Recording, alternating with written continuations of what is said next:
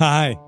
Did you know that you can watch Last Podcast on the Left and side stories on our Patreon right now? Yes, that's patreon.com/Last Podcast on the Left. But over on TikTok, you can see the hottest, tightest, funniest clips from the show right there. It's TikTok. TikTok, it's at LP on the Left.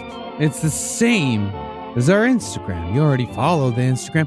Why don't you go follow TikTok? But it's on TikTok. Yeah, because seeing is believing. Yep. So just go check it out. Watch it. Go send our podcast to China. I love TikTok the crocodile. It's my favorite TikTok. That's the only one he knows. There's no place to escape to. This is the Last Podcast On the Left.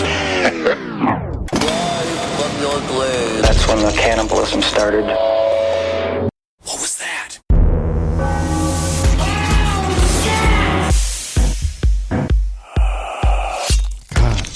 Oh, Herbie. Oh, Herbie, why'd you do it? Oh, Herbie. Oh, you know, I've been meaning to have a long talk with you, Herbie. I'm hearing the men scream, and I just know I can't sleep. Okay? If you're gonna murder these men, Herbie. If you're gonna be murdering these men, I honestly... Can you keep it to in town? Can't you take it downtown? You used to do it by the highway. Now it's all day long with the gagging and the choking and the dying and the coming. And I need it to stop there, Herbie. Okay. Welcome to Last Podcast on the Left, ladies and gentlemen. Oh, Herbie. My name is Marcus Parks. I'm here with Henry Zabrowski. It's me. It's Julie Baumeister. Hi. That's your Indiana accent? Oh, Herbie's being bad. Oh, no. He tried to get to the Jackson 5, but they don't go down to the gay bars. And, of course, Ed Larson. Hello. How is everybody? And today, we're going to be returning to heavy hitter territory with Herb Baumeister. Oh, yeah. What a charmer. Yeah. You know, it's weird. Unfortunately, I think you might have been. No. I want to ask this question. We'll get to it, but I want to ask this question to our audience. Now, Herb Baumeister is a character. He is.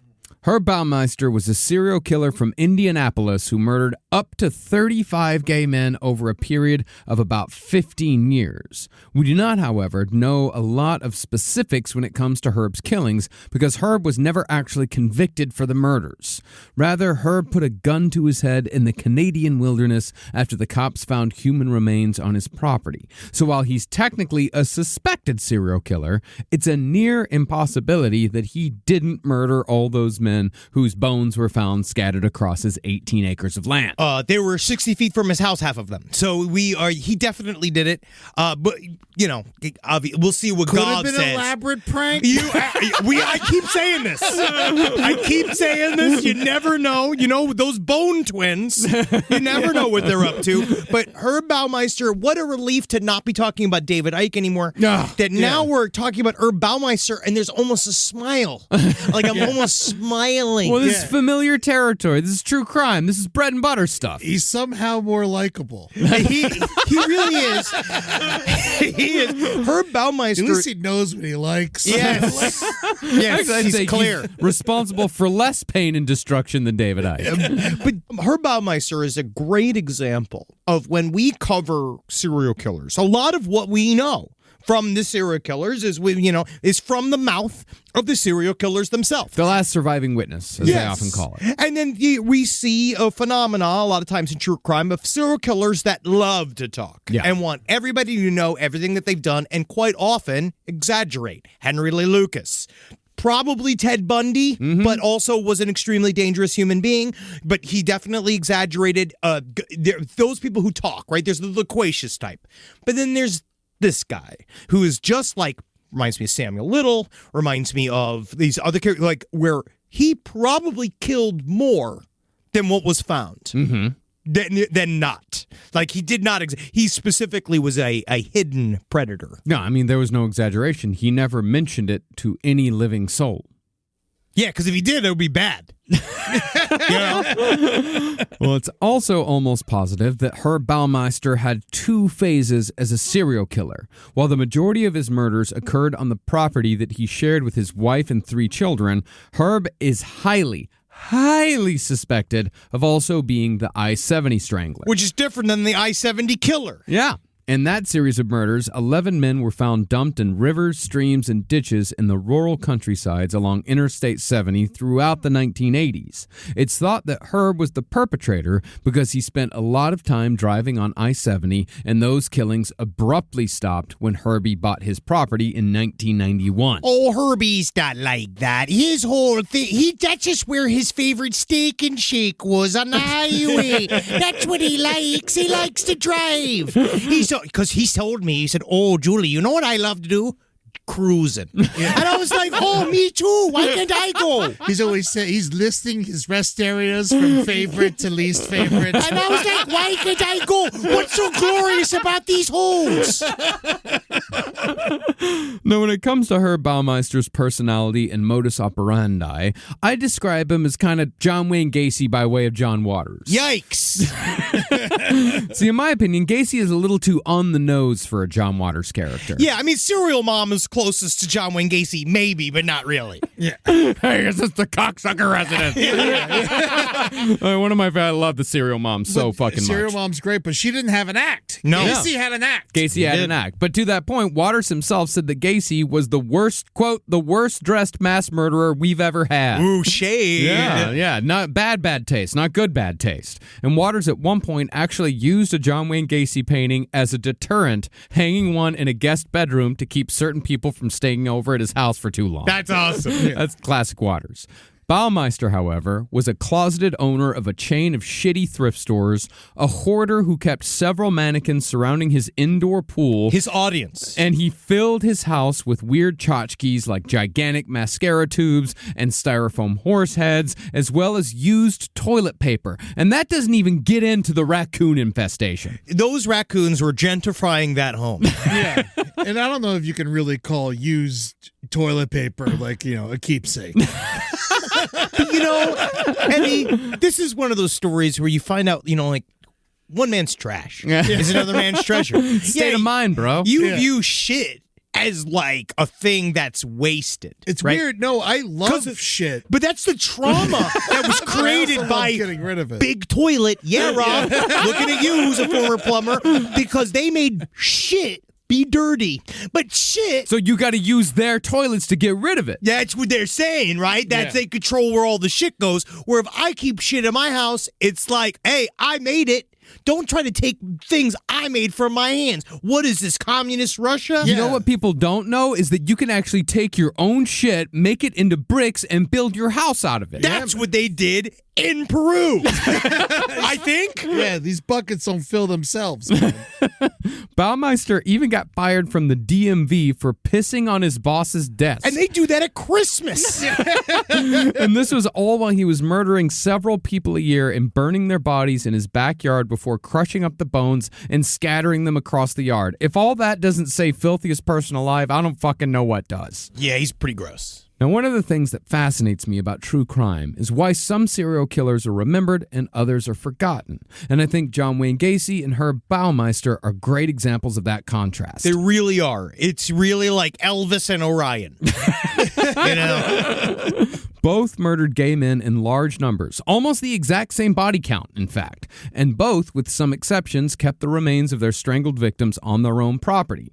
Baumeister, according to one of his surviving victims, even set up his strangulations by asking the victim if he wanted to see a neat trick, just like Gacy. Exactly like Gacy. And they're like 500 miles away or less from each other. Yeah, Des Plaines, Illinois. Yeah, Illinois and like, Indiana, dude, yeah. And like killing people like around the same time, right? I literally have chills going up my spine because we're also going to talk about another serial killer that was also operating at the same exact time during this time period in the exact part of the United States that this was all fucking happening. Well, Baumeister picked up where Gacy left off. Okay. Yes. Like around that, yeah. Because he's later on. He's 90s. More like Okay. late 80s, 90s. Or actually, he started in 81. And, wow. Yeah, Baumeister started in 81. Like the, what was it, the guy that was, that did Buster Poindexter. David Johansen? Yeah, David Johansen started Buster Poindexter in 1981, and I'm pretty certain he might also be a serial killer as well. That might be slander, and I might get sued by the Buster Poindexter family. We're going to say David Johansen is not a serial killer. Do you know that for sure? Well, we'll fucking find out when we do our New York Dolls series of No Dogs in Space, like coming later this summer. Hey, yeah, if he we'll becomes a find serial out. killer, then that becomes last podcast, buddy. Okay? Yeah. You fucking take material from us, buddy. We'll bring you on. I've always wanted to get in between him and his wife. No, as far as why Gacy is remembered, there's obviously the clown angle, which is huge. It's packaging, marketing in that way. But Gacy was also a blue-collar, working-class Joe, a successful business owner and politician who'd once been photographed with the First Lady. And you just saw, did you just see this picture for the first time recently with Gacy and the First Lady? I haven't. You haven't? Which lady? Rosalind Carter. Yeah, Really? that fucking bitch. Oh, man, she was hot. She met Jim Jones and John Wayne Gacy in the same year. Wait a second. You just said Rosalind Carter was hot. Like we were talking like about Elle McPherson. Have you not seen younger pictures of her? She was hot. I just shut down the podcast. Wow. She's fine. She's pretty cute. That's pretty cute. She's very cute. I wouldn't be like, my first thought wouldn't be like, God, damn. I mean, 60 years ago, I'm talking about. You know, but there was, we had the other big breasts. We had other sexy people 60 years ago. Barbara Bush? Yeah. Barbara Bush Now- is not attractive. Yeah, no, what are you talking about, man? It's in her last name. All right, John Wayne Gacy. So hot. Now You want to talk about breasts?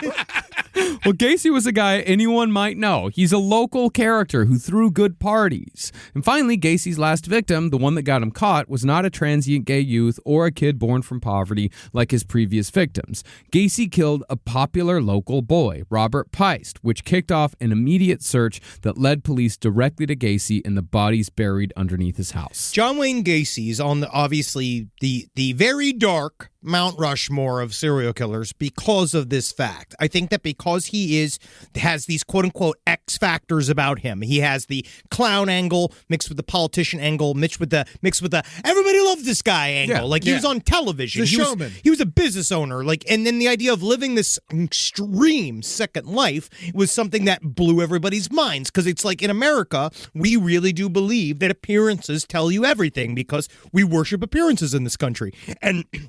But not this type of ostentatiousness does not a good serial killer make all the time. Even though John Wayne Gacy is extremely unique in being a super predator and have this level of attention, where somebody like Herb Baumeister is the actual boogeyman that ramble through the highways and byways of America that kill anonymously and only kill for their own self-satisfaction. They don't really care. I think because someone like John Wayne Gacy, on some way, in some back of his head, knows that when I get caught, I'm going to be like a celebrity. Oh, he's got the ego. Yes. He's got the ego. He wants to be that guy. Yes, he wants to be it. Like he Grand wants... Marshal of the Polish Day Parade. Okay, think about it. But then Jeffrey Dahmer is an example of somebody like Herb Baumeister that he did have to get fucking drunk. Yeah. To do it. Like Jeffrey Dahmer had to get drunk to do it. I don't think Baumeister had to get drunk to do it. I think Baumeister really liked doing it. He was process, not product. Yes, he was. And then we'll get to it. I think he enjoyed the product part. We'll get into it. His favorite television show was watching bodies rot in a fucking pyramid while he drank Millers. So I don't know. Maybe he only drank when he was watching them rot.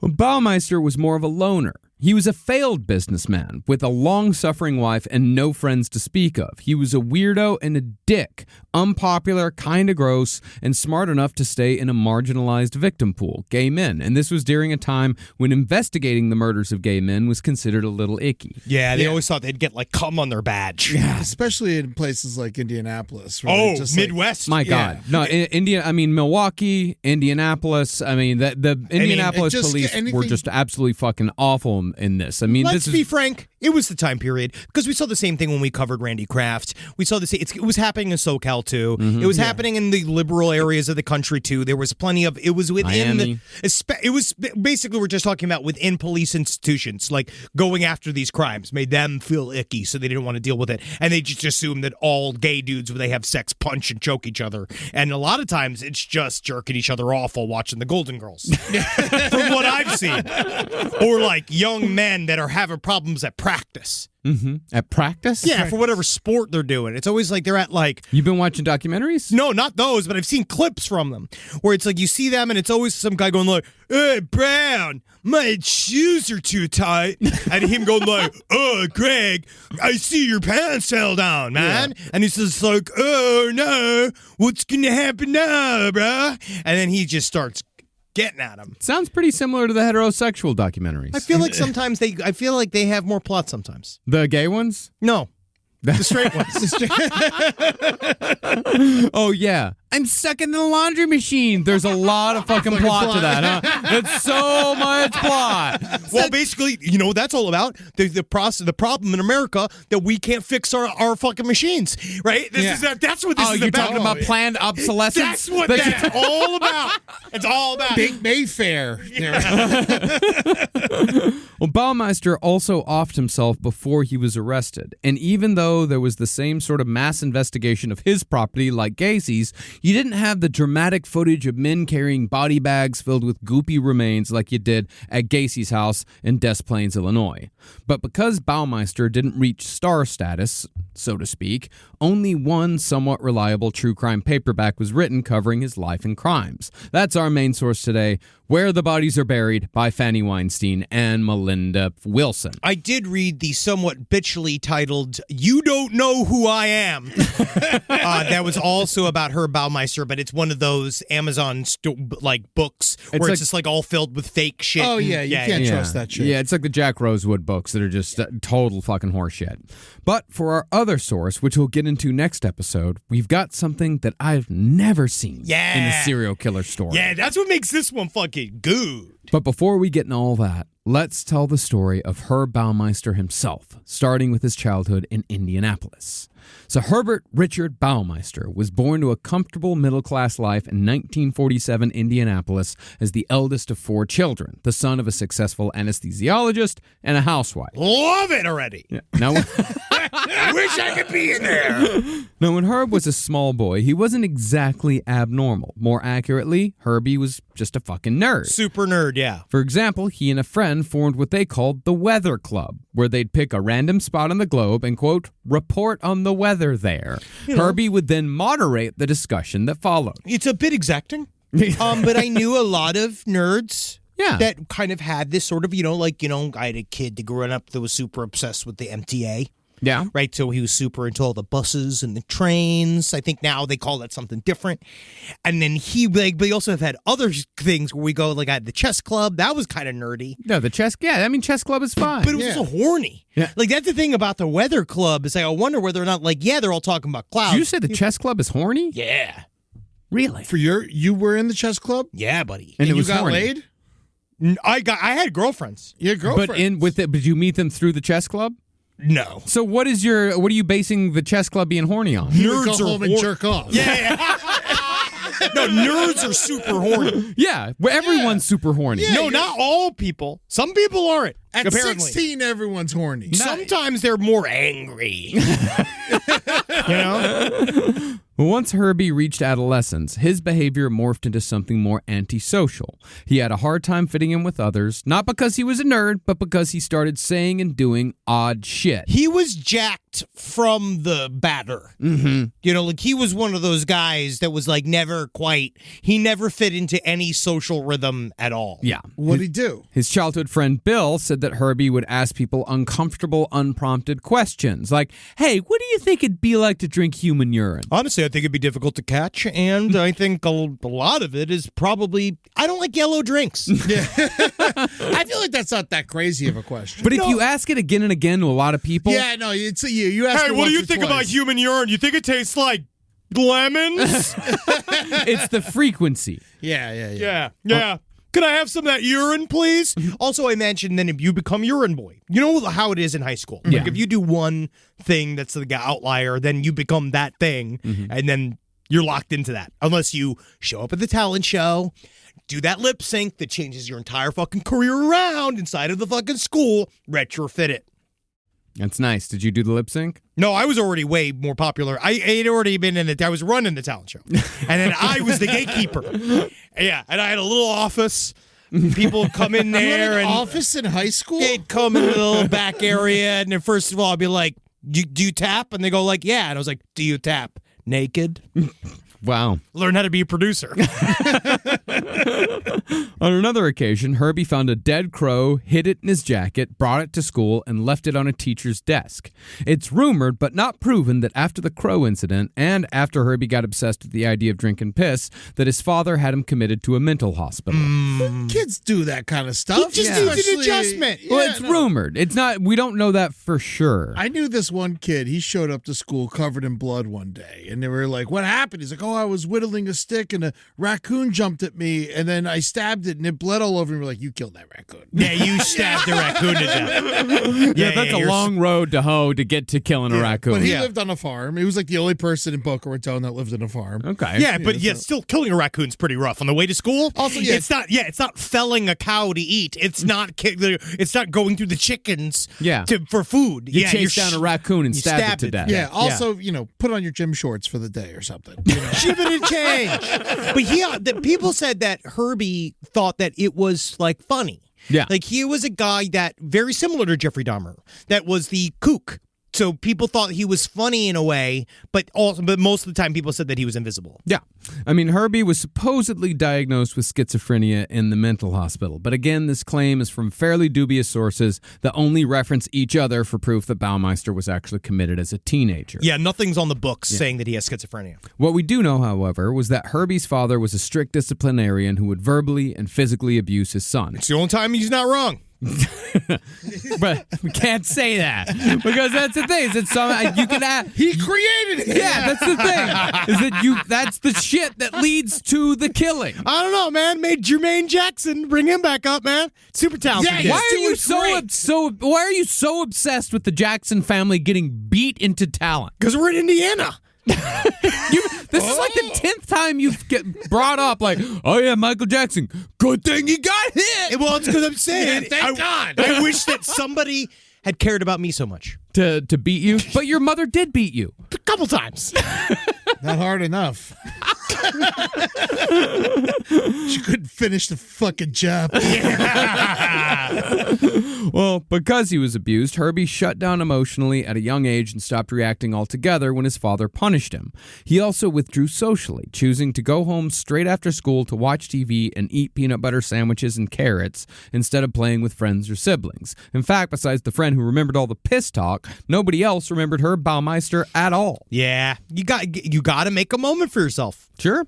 But even though Herb's relationship with his father wasn't the best, what with the physical abuse and the mental institutions and such, Herb still wanted to emulate his father's career. So he attended Indiana University in 1965, where he majored in a very serial killer specialization, anatomy. Yeah. And this is his attempt. When he was going up to being like, we see this, I think, a lot with serial killers, where he was like, I'm going to give being normal a shot. Yeah. My father does this. He obviously his DNA created me, right? And I kind of feel weird, but maybe this is where I can go and not feel weird. I can go into this, because in anatomy, like a surgeon, then you get to cut up bodies and play with fucking disposable tits and like cut off people's butts and stuff and play with their organs. Is that and what stuff. surgeons do? Yeah. That's guys, I have surgeons in my family and they never bring that up. But they get paid to do it. They get paid to go through someone's intestines and go, oh, spaghetti. Oh, spaghetti. No, sorry, I gotta go do a buttectomy. I gotta go cut off a butt this afternoon. But that is a completely responsible way to exercise these feelings. I'll have to ask my brother-in-law. Herb, however, still had no idea how to fit in. But instead of being antisocial, he went too far in the other direction, accommodating people to the point where it was uncomfortable while putting on such a show of caring for others that it became suspicious. He did it because he thought people were watching, and he thought that people thought that this is what normal people do. Yeah. And it's the Midwest. Yeah. It's the, that's got a lot to do I don't with know, it man. as well. How many times you been to Indiana? It's A not couple times. It's not a I've been to friendly place. Indianapolis. It's not a friendly place at all. Yeah. Well, they got lots of sausage. Just remember that one time when you had collapsed before the show and we couldn't do that live show in Indiana, and we went to that bar in Indianapolis, and then we met the COVID nurse that was like super racist, saying a bunch of weird stuff, and then saying about how COVID didn't exist, but she had a wedding ring on. She was talking about her husband, and then she started making out with another man, and then the man and him, he was like groping her and stuff, and people were taking pictures and stuff, and she was like laughing, and then I think they went and had sex in the bathroom. Hell yeah! Shout out to our first responders.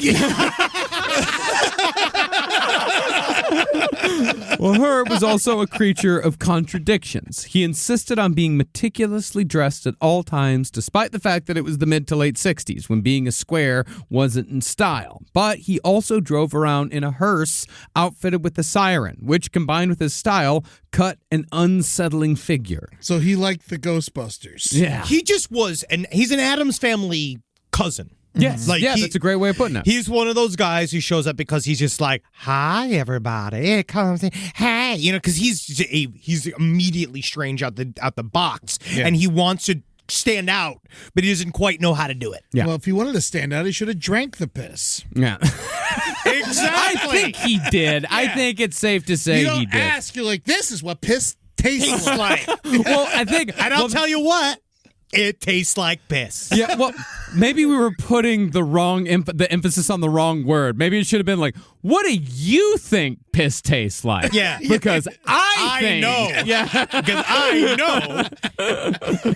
but the interesting cars was how Herb first bonded with his soon-to-be wife, the long-suffering Julie Baumeister. I love a siren on a hearse, because then all the bodies get to the cemeteries quicker. They go to sleep so much faster. Or she put it, she liked Herb because they both liked cars and they were both young Republicans. And that is like such an example of being a contrary fuck Yeah. during the coolest time period to be in America. Like, that was like an awesome time. No, it was really stressful. Yes, but to be in the counterculture, that sounded like a fucking blast. And it was like you had total impunity to go be a part of the most amazing moment in American youth culture. That's why all of the fucking nursing homes, all the baby boomers, all the nurses say you got to wear gloves because they all have hepatitis. Yeah, and they fucked everything up. Well, Julie also liked that Herb was strange. And during college, she thought that he was fun and creative because he stapled hubcaps to his walls instead of putting up posters like the other kids, which shows you how low the bar for fun and creative was for the future Mrs. Baumeister. He was simply a ball of laughs. Sometimes he said the funniest things, like his favorite color was green. And I was like, "Oh, Herbie, they broke the mold when they made you attack me. But He was a decorator like Wall-E was a decorator. yeah, actually he did, yeah. Very similar to Wally. He was a decorator like Jeffrey McDonald was a decorator. Yeah. But when they got married in 1971, Julie discovered that strange isn't always a good thing. For example, on their wedding night, when young lovers are supposed to be deep in the throes of passion, Herbie chose to instead read a magazine. Oh, you know how it is. He likes to get his stretches in, and then we did a couple of rounds of making makeups on each other, and then he read his favorite magazine, which is called Wedding Night Magazine. And I don't need all the sweat. No, they didn't. I mean, it's the modern day equivalent of getting married and then scrolling through your phone all night. Yeah, Julie is if obtuse was a person. Yeah.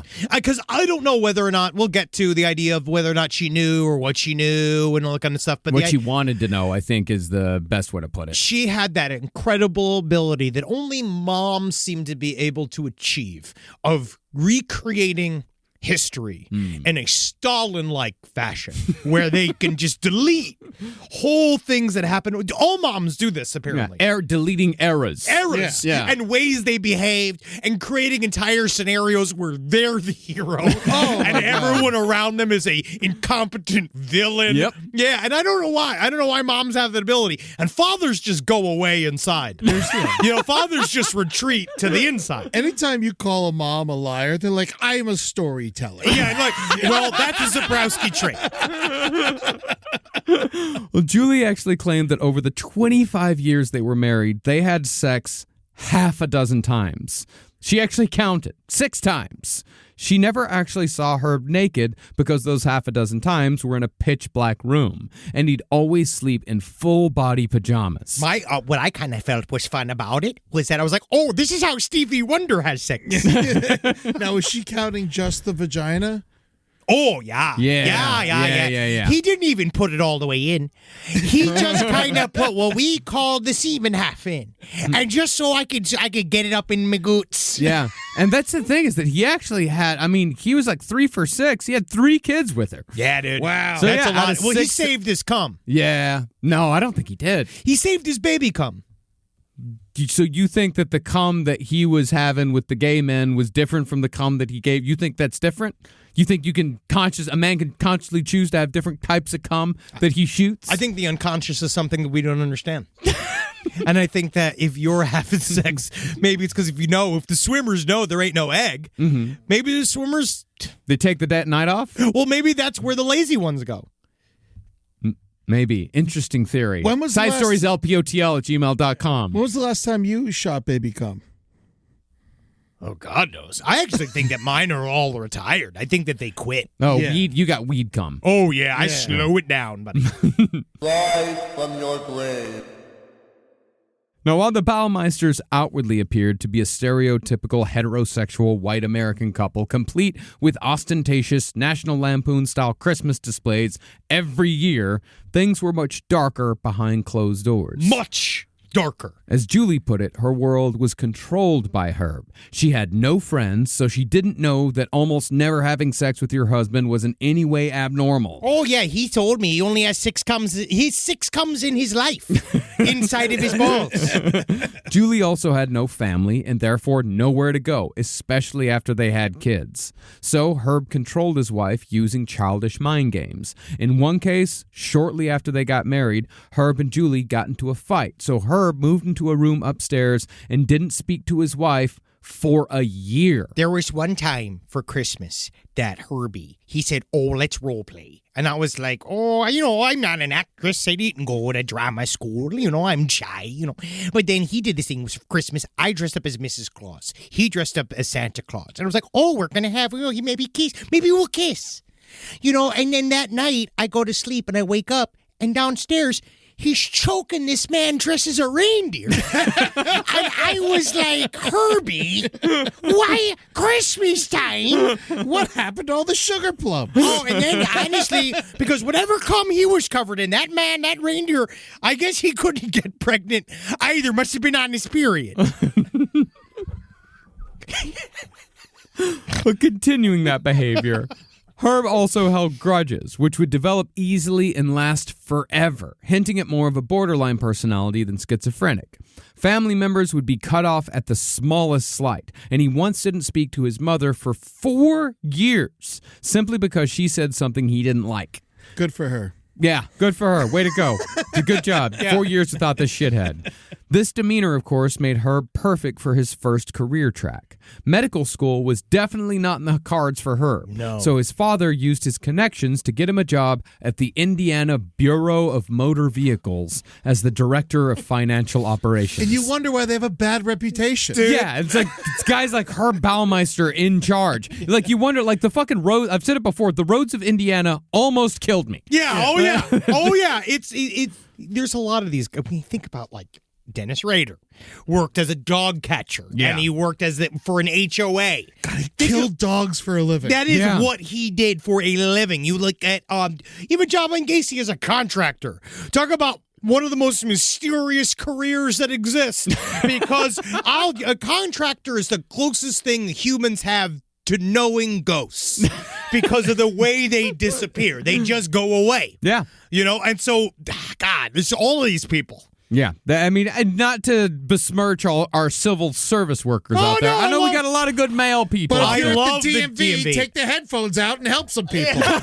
We love the DMV. We definitely don't need any more problems at the DMV. I'm getting my driver's license soon. Dude, congratulations. He's never had it. Yeah. Well, I had it, but I got rid of it. Well, they got rid of it for they you. took Yeah. it from me. Can you vote? Oh, yeah. Oh, nice. Okay. Yeah, I vote like 3-4 times in elections. Now, the reviews Herb's coworkers gave of his behavior were mixed because at this point he was still trying to fit into society, but he was slipping.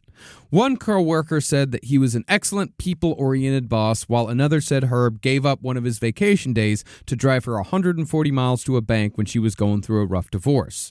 At the same time, though, Herbie's mental state was precarious to say the least. He would rant and rave about odd shit for no real reason, then would spend hours crying alone in his house. At one point, he got into a car accident that triggered a full mental breakdown and got him a stay in a mental health ward, possibly a second. I have a theory where so during this time period, he was starting to, apparently, he went through this, he always would have problems spending money.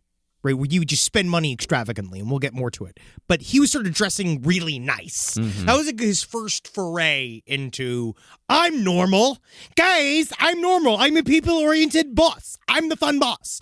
And so for a while they were doing stuff where he was one of those like tit-for-tat guys that was like, look at all these nice things I did. I'm not a crazy person. I'm not a bad person, even though he would rant and rave about nonsensical things. Unfortunately, a lot of this does sound like my style as a boss.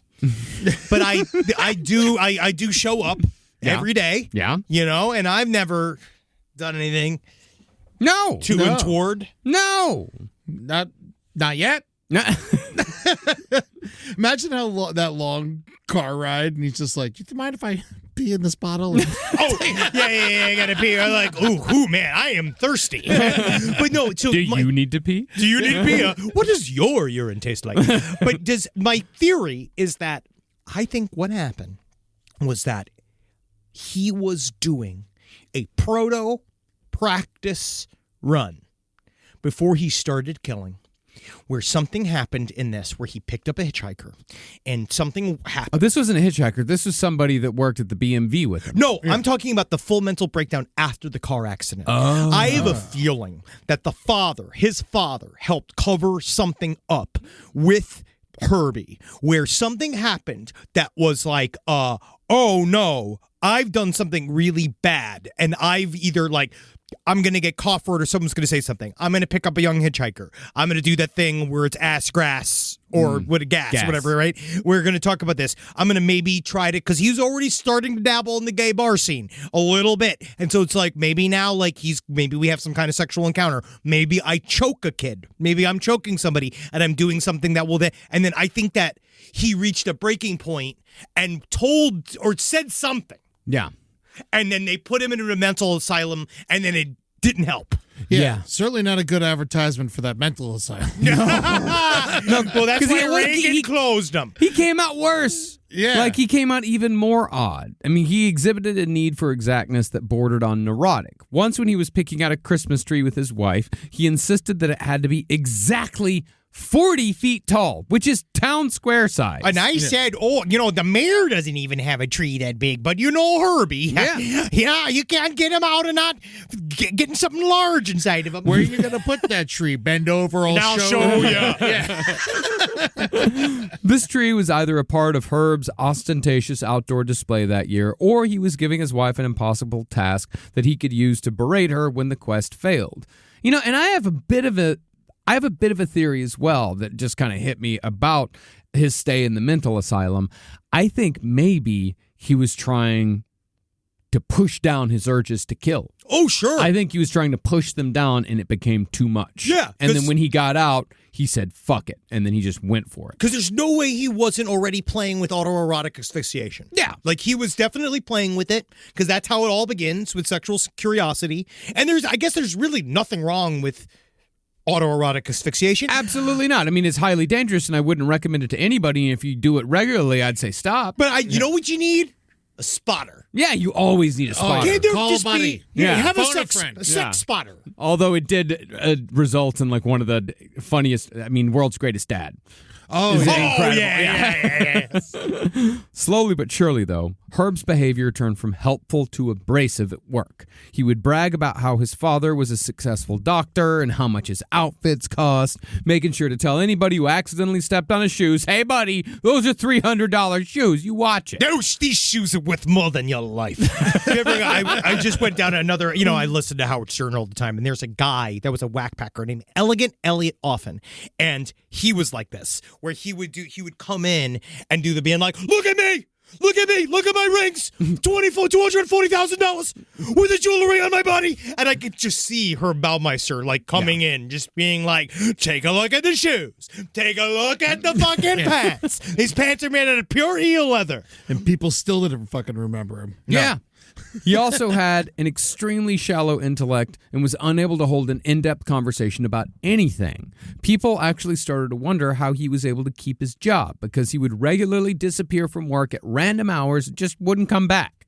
Herb pushed the envelope even further when he pissed on his boss's desk. He loves the pee-pee. Loves pee-pee. But that's the weird thing is that after this, the pee-pee stops. Well, as far as we know. Okay, he pissed on his boss's desk. He got away with that, but then He got away with that. Think about this. They let him continue to work. It's the DMV. You can't find good people. You can't. He showed up every day. No, he didn't show up every day. He left all the time. If you went to the Indiana Board of fucking Motor Vehicles during this time period and asked for his superior, that's the man you'd reach. The guy who's entirely fine being like, people piss sometimes. Like, what am I going to do? Shut him down? Well, it was the second piss job that got him fired. He pissed on a letter to the governor of Indiana. And this was my legacy. That I understand, by the way. Yeah. No. Piss on the letter to the governor of Indiana, yeah. For that, he was finally fired and started jumping from job to job. When he was between jobs, he'd pick up on the housework, sometimes quote-unquote cooking a specialty dish he called pizza crackers. I thought you were going to say people. Yeah. No. He loved his urine smoothies. Pizza crackers were saltines with a dollop of tomato sauce topped with a slice of hot dog or bologna, which for some reason it sounds like a dish someone from Indianapolis would come up with. It's actually the state dish. When the governor first served pizza crackers to the president of Iran, that was one of the most special days in Indiana history. And I was just a little girl seeing it on the news. And it was like the moon landing.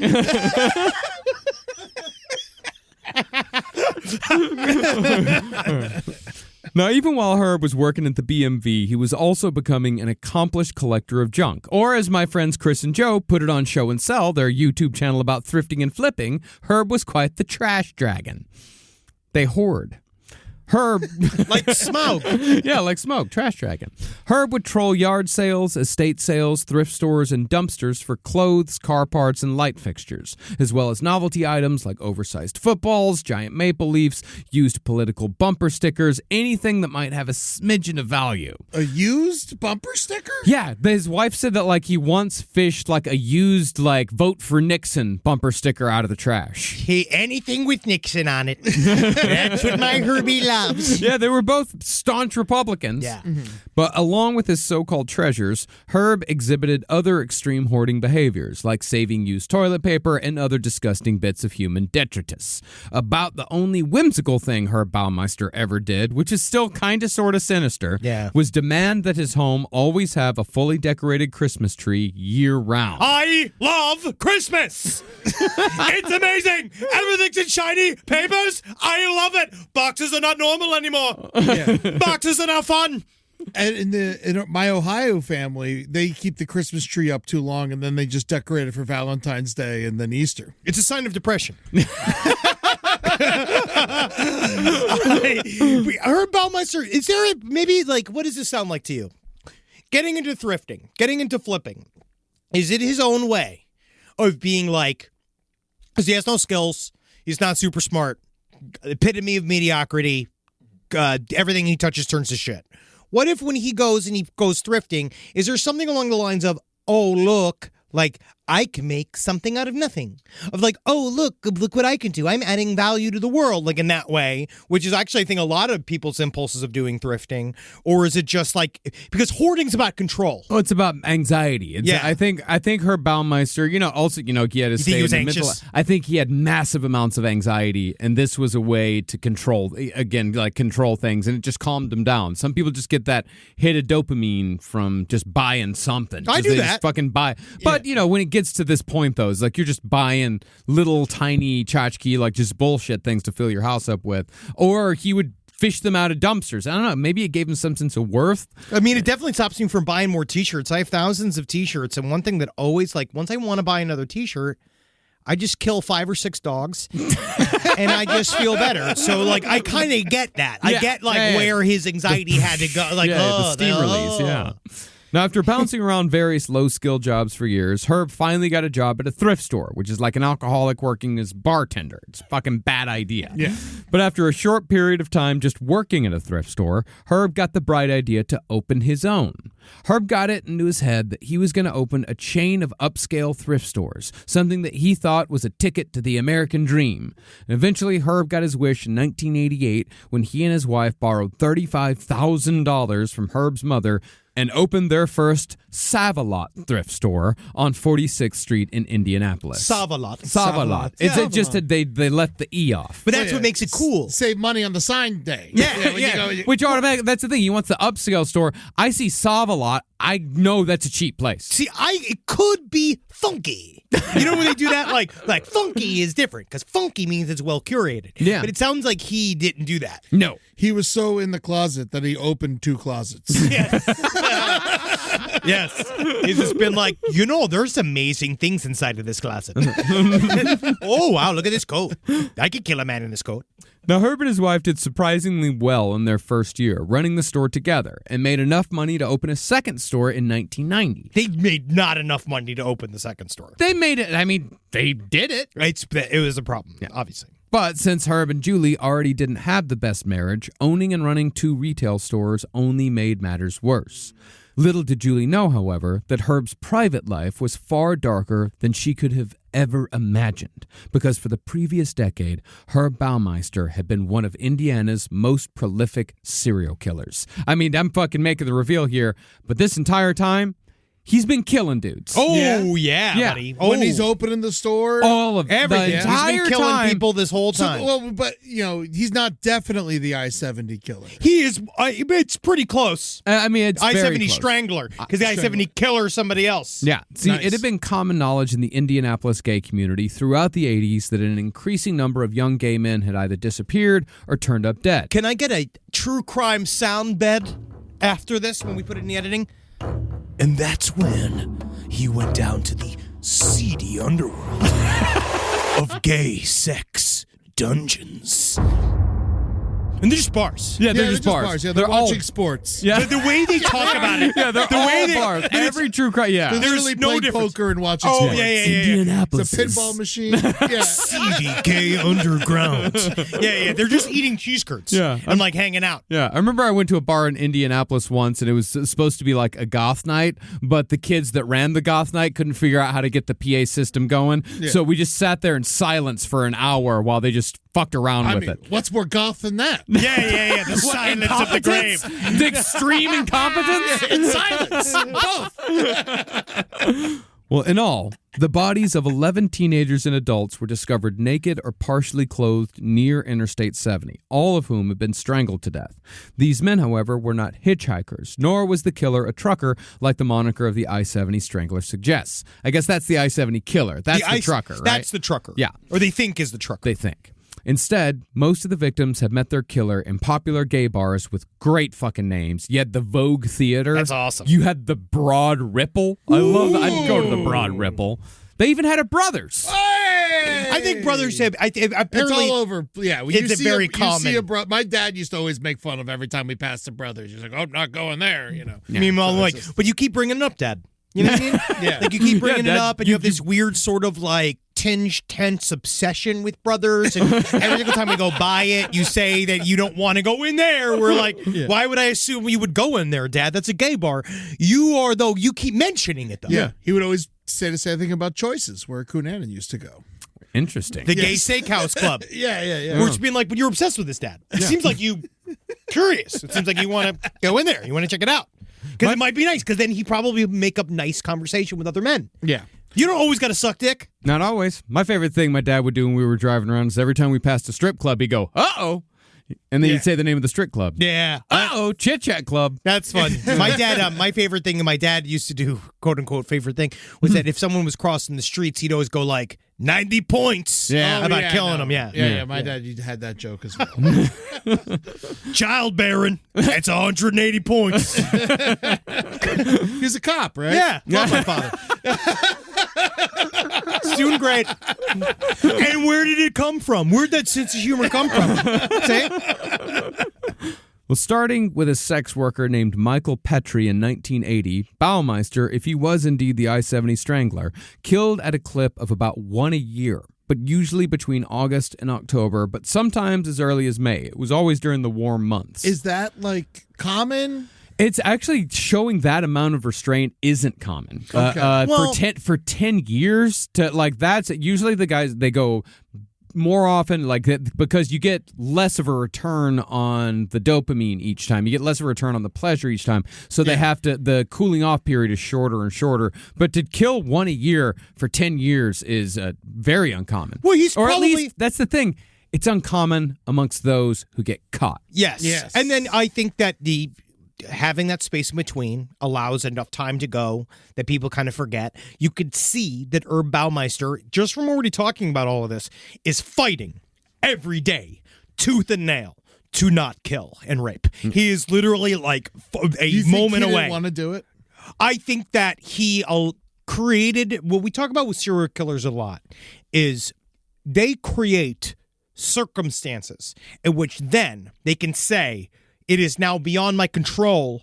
I had to kill. So they start slowly ramping up. That's why I think it started with just some activity with sex workers. Usually does. And I think a lot of it probably is that he got his steam released by doing extreme sex with sex workers that did not involve death. That like he probably was still just getting violently choked out and choking out somebody else without killing them every once in a blue moon to blow off the steam, and then he would then go into a fugue state. He would become this shadow other person when he was in when he was sexually engorged, and he would choke and choke and choke and choke, and then wake and be like, once he came his pants, he was like, oh no, and had to deal with it. But didn't we would have had more stories then, right? Or No. No, well, But unless they were happy with it. There's a consensual. There's some of it that's probably some form of consensual. And I imagine sometimes you're blackout drunk and don't remember what happened. sometimes. And you also remember, like, this is the 80s, the 90s in Indiana. It's a secret. Indiana It's all is a secret. rabidly racist and homophobic place. I know. Yeah. And it's not, so these guys aren't going to be coming out and telling their stories. One guy did, we will get to later. But, most of the time what happens with guys like him, this happened with Gacy, is they're getting into it, they're doing like, weirder and weirder and more violent, like sexual shit, and then they accidentally kill someone. And for then the it's first on. time. Then it's on. Yeah, and then after they accidentally kill someone, they recognize the feeling that they get when they do it, and they're like, I've never felt anything that good in my entire life. I want to do that all the time. But they also know that it's wrong. They know that if they keep doing it, they're going to get caught and they're going to go to jail. Yeah. So really tamping down the urge to not do it isn't because like, oh, I don't want to do this. It's because I know if I do this too much, I'm going to get caught. Yeah, it's all I want to do. It's the opposite. He's like, remember when you first made your very first cheesesteak? It's like that. It was, I never look back.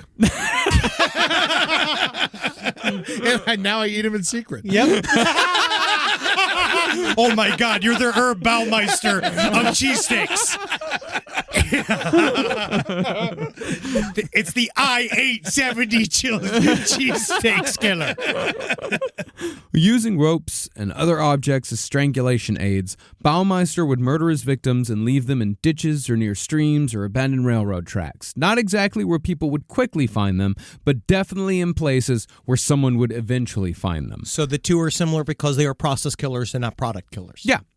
Making things even more complicated was the fact that Herb Baumeister was not the only person murdering gay men in the region in the early 80s. Yeah, dude, it was bad there, man. Yeah. Between 1982 and 1984, a man named Larry Ayler tortured and murdered at least 21 young men from Illinois and Indianapolis. That's between 82 and 84. It's 2 fucking years. That was a dangerous place in the world and time to be a twink, man. Yeah.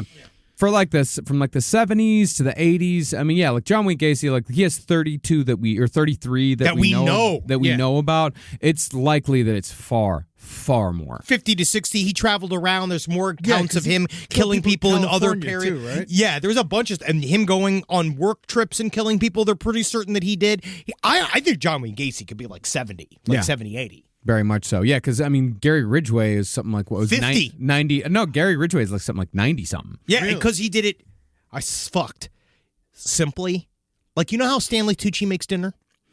Where, like, if you see these videos took on his YouTube. time. Yeah, where, like, it's just always like he's been like. His wife on top of it. He's always got, like, a little scarf on, and he sits there and he's been like, you know, we had prosciutto di Montianto last night, and I had a little bit left, and some Ligornio pasta, and I had a little bit of Teresi oil, and I just whipped up. And there's something about doing it low effort and simply in a way where you're just there to fucking come in your pants by strangling somebody to death that can really allow you to kill a lot of people. Yeah. Like, if your process is not super elaborate, it's actually way easier to get along without getting caught. It's like the less imagination you have, the less of a chance you are getting caught. That makes a lot of sense. But with Gacy, like he's big, like he's scary. This guy's tiny looking. He doesn't look tough at all. All you had to do is get somebody blackout drunk and put him in a vulnerable situation. And it's not just blackout drunk, as we'll get into later. He probably had other methods for, putting these guys under. A lot like Dahmer did. Okay. Well, this guy who had killed 21 between 82 and 84, Larry Ayler, his signature had been to drug, handcuff, and disembowel his victims, then pull their pants around their ankles as a final indignation. He'd then leave them off remote highways. But thankfully, he was caught in 1984 and died of AIDS on death row 10 years later. So they got one of them. Yeah. So he got AIDS in prison. Nope, he got AIDS before. Wow. Well, at least as far as I know. 10 years? Yeah, like if he died in 84. Well, once he got in prison, then he technically got health care. I mean, I don't think you're going to have AIDS for 10 years back then. I mean, maybe you can. I'm an idiot. You very much can. AIDS, like, you didn't, like... No one knew. There's some people who got AIDS back then who actually, like, survived. I mean, very, very few. But yeah, it really affected a lot of people in different ways. Some people would go, like, very quickly. Some people would linger on for a long time. Okay.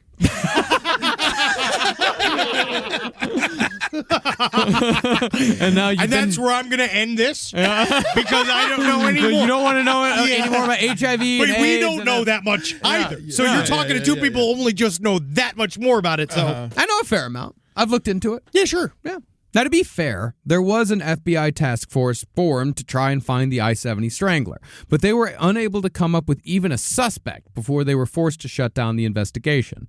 The bodies also stopped in 1991, but gay men continued to disappear from the gay bars of Indianapolis. And of course, the fucking Indianapolis PD, like they all are, they said at the time that they didn't have the resources to investigate the disappearances of these gay men. I mean, if there were fucking white cheerleaders going missing every few months, then I think they might find the fucking resources. But back then, if they were killing congressmen, even now, I don't think that the fucking police departments would give that much of a fuck about like missing gay, especially like gay sex workers.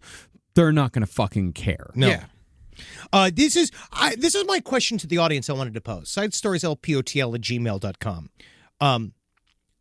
We're going to, so we know that Herb Baumeister was super uncomfortable sitting in these gay bars. Like, so the common theme seemed to be is that he'd hang out and he'd look like he'd be at the gay bar and he would look like he did not want to be there, but he'd still go home with a guy. He'd look like a Republican at a gay bar. Yes. Yeah. Dressed nice and yeah. Well, like kind of whatever. It's just more so like very much in the closet, hiding in a gay bar, but he'd still go home at night with somebody. And I'd love to know, like from our guys, from our people who go out there, like go to this, like what would make somebody like fuck a weirdo like Herb Baumeister? Same thing with Jeffrey Dahmer. Like in this period, like yeah, sure. Like I wonder is it just slim pickings? I mean, I think we'd have to. I mean, if we have any of our older gay listeners, yeah, I'd we'd love have to know. We'd have to ask them. It's like, what was it like in like 1989? What was it a 1991? weird? What is it about? Like, because Jeffrey Dahmer was a fucking weirdo. Same You thing. could say the same thing. Plenty of like nice women go home with horrible dudes all the time. Yeah, I guess. You know, it's just like if Yeah. you're persuasive enough and you're buying enough drinks, But he people are wasn't. going to go home with you sometimes. He wasn't charming. Like he was not. You know, charming and like aggressive and like haunting you and going and like not persistence Or just waiting. is a different thing. Or we're you know. Are the we idea- gonna go home and fuck? Are we gonna go home and fuck? Well, maybe we should go home and fuck. We can go home and fuck. Yeah. And then like eventually they're like, fine. Yeah, shut we'll the do fuck it. up. Or you just wait till 4:00 in the morning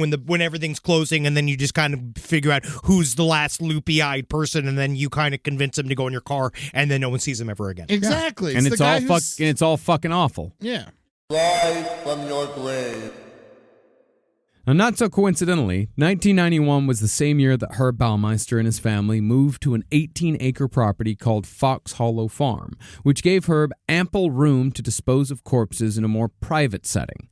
Now, Fox Hollow Farm was far above the Baumeister's budget. He always lived beyond his means. The house was a 10,000-square-foot, two-door style property with 15 rooms, including 5 bathrooms. But the most important part of the house for Herb Baumeister was the bizarre indoor swimming pool in the basement. The Midwest, man. Have you ever gone to like Zillow Gone Wild or any of those things where they show like accounts of like houses in the middle of fucking nowhere that are like the Midwest has the sex-filled indoor pool on lockdown. Like they're cold for most of the year. yes, but there's something about an indoor pool that just says "Dad strangles gay prostitutes" in here. Like there's something about I don't know what it is. I was one of those things. It's creepy, and then you think about it, it's like, I want one. No, I do too, but I don't want it. But what will Actually, that happen sounds to kinda us cool. if we have one? This is the problem. Do we just become a Herb Baumeister? Or you get thinner from exercise. Yeah, you just swim a lot. It's Yeah, really fun. yeah. I actually feel like I wouldn't. I never swim for exercise. I always kind of float and drink. You do. Yeah. Yeah. Good for you. Yeah. Well, the pool is where it's thought that Herb committed most, if not all, of his murders between 1991 and 1996. In all, it's been proven that unless some other guy was dumping bodies in Herb's backyard, Baumeister murdered and disposed of 25 men in just 5 years at Fox Hollow Farm. And there's just no way that it's just 25. I think it is way more than, and it's just what they could even find. It's just what they found and Well, what they even put together. They collected every bit of bone. They DNA tested all of it. They could. And they came up with, 25. Okay. Now, because Herb and Julie refused to pay for a cleaning service and they were too busy running the thrift stores to clean themselves. Yeah, and no one's going to sell these pool noodles that you found in the dump. The manor at Fox Hollow Farm soon became filthy and jam-packed with junk and trash. Eventually, the attic became infested with raccoons. So many that some of the ceilings in the upstairs bedrooms were visibly soaked in raccoon urine and feces. Man, can you imagine just being that raccoon in the attic? You're taking the dump like you do every night, and you're watching through the hole in the ceiling that you've created with your own acidic urine, and you're watching the guy that like is your landlord ostensibly like murder man after man after man in the pool, and it's the raccoon. That's got to be traumatizing. You're sitting there like you already got to deal with so much. I mean, maybe you're they an like it. unhoused animal. You're there. You're No, hanging you're a out, housed animal. but you're squatting. You're the definition of a housed animal. squatting, and you sit there. You're smoking, watching him kill people, just being like, I just wish that somebody got this guy another hobby because I hate watching this. This is bumming me out. Well, maybe they liked eating people. You don't know. I mean, don't this- think. I actually feel like the raccoons are extremely innocent here. Actually, a lot of animals on the property did eat the remains, so I'd imagine those raccoons We're actually kind of happy. did actually eat quite a few Of course they did. They eat anything. and they were hanging out because they're getting fed. How Yeah. many bones are in the attic? Because they're thieves. No. Oh, whoa. Did we check? But I think raccoons eat bones. Yeah. Sure, why not?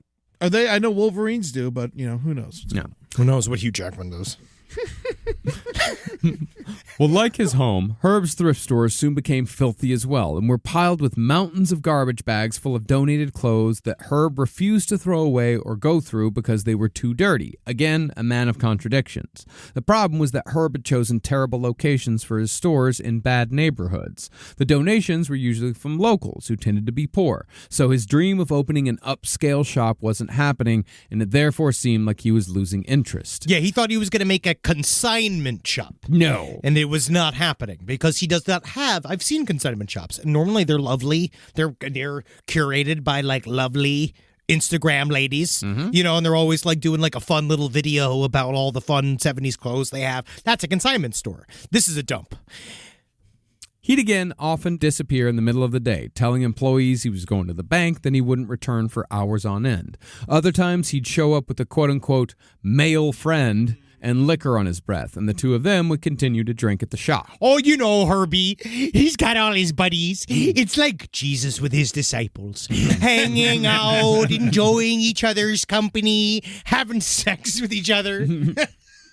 But out of all the quote-unquote male friends that Herb Baumeister had, only one who visited the farm survived to tell the tale. And it's from this man, Tony Harris, that we get even a peek into Herb Baumeister's serial killer M.O.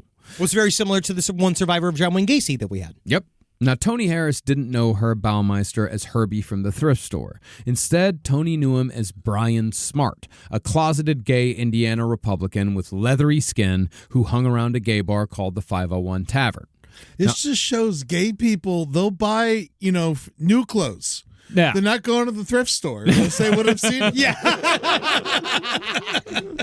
Now, after Tony and Herb had a brief chat one night at the 501, Herb asked if Tony wanted to go out to what he said was his employer's house for a drink and a swim. This was, of course, Herb's place at Fox Hollow Farm, which was empty that night because his wife and kids had gone out of town, as they often did. They had to have gone out of town a lot. 25 guys. Yeah. That's 20. That's 25 trips out of town. I think every single time his wife and kids left, like they go up to his mother's place. She had a condo on the lake, like 100 miles north. That was their vacation spot. Every single time they left, he went, picked up a guy, and killed him. Yeah. I think that he may have done it while they were in the house too. I think that he brought him downstairs. So? Maybe. I think that this was the denial that was happening in this house was at it's just the most denial that there's ever been. Yeah. Like besides Michael Jackson's nanny. It's like the most denial that's ever existed. I'd put it on par with like Jerry Brudos. Yeah. Like the amount of denial that his wife had about it. He was Jerry Brudos was a serial killer. He was killing women in his garage with his wife Which lived is home. with him. Yeah. Like he was making casts out of the breasts that he had cut off of women he killed and putting them on his mantle, and she was just like blank. Yeah. Not accepting it at all. Same, I feel like predators are really, really good at reading people. Yeah. They're extremely able to know who is going to fucking come at me. You're also talking this time period, which was like, there was still that like full stripe of misogyny. Obviously it's still embedded in the country, but wives are supposed to listen and not question their husbands. Yeah. And these women were born with that put inside of their brains. And so they were just kind of like under this idea of like, well, if he's paying for stuff and he's not beating me, that's the bar, right? Yeah. Which is not healthy. But and we need to change in this country. He was awful, too.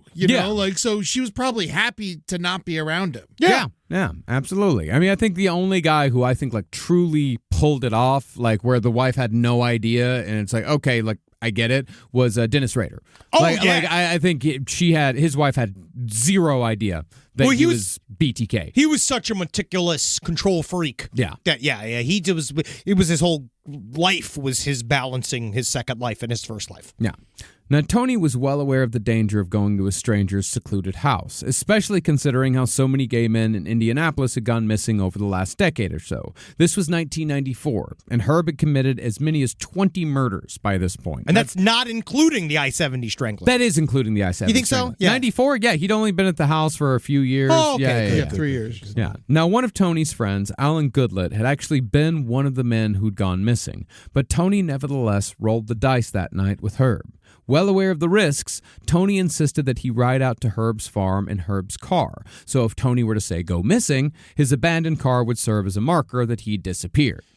In a weird way, it's like good that he did this. Yeah, it's just this person knew that they were entering into a risky situation, which they might have found erotic. Some people do. And then you go and you, But that's also, if you're going to be risky erotically, then do some safety measures in there. Have a spotter. Yeah, phone a friend.